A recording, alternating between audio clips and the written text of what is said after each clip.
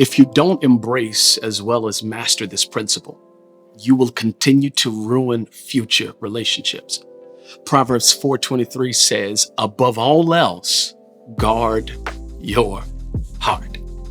Isn't it funny that everything we care about has protection? Our iPhones have cases, our cars have alarms, our homes have security cameras. As creative, my equipment has insurance. Yet, it seems more often than not that the most valuable thing we possess is the thing that we keep the least guarded, our hearts. We give it away to people with bad intentions because they look good. We give it away to people with false motives because they sound good. And time after time, we remain broken because of unmet expectations from people who never had the desire to meet them. Guarding your heart is important because the verse continues on by saying, for everything you do flows from it. So every action, every word, every move you make in the future is affected by how you guard your heart today. People will suffer the consequences of how you guard the most important asset that you have. So, how do we guard our hearts? Well, let's keep reading. Number 1, keep your mouth free of perversity. In other words, keep corrupt talk far from your lips. Because what you don't understand is that when you talk, Scripture says that out of the abundance of the heart, the mouth speaks. So if it gets into your heart, then it'll get into your mind. And if it gets into your mind, it can come from your lips. And so corrupt talk is only an indication of a corrupt heart.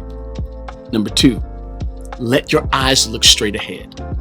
Fix your gaze directly before you. In other words, look in the direction that you're running. If there is a race set before you, you only need to be paying attention to what's happening in your lane.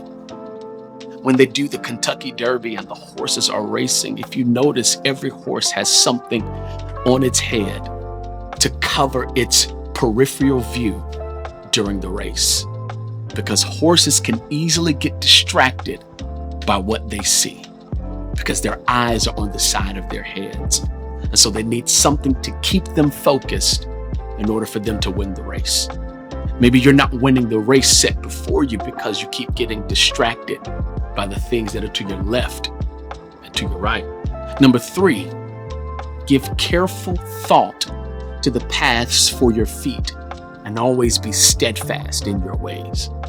In other words, don't just carelessly walk.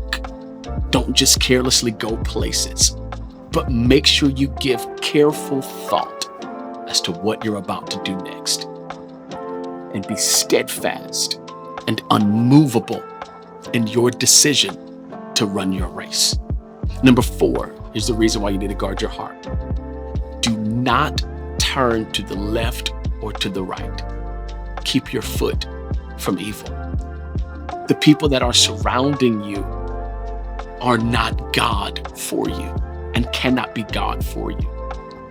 You have to make sure that your feet are following the voice of God in order to get to the intended destination. This is why guarding your heart is important, because from it flows everything that you do.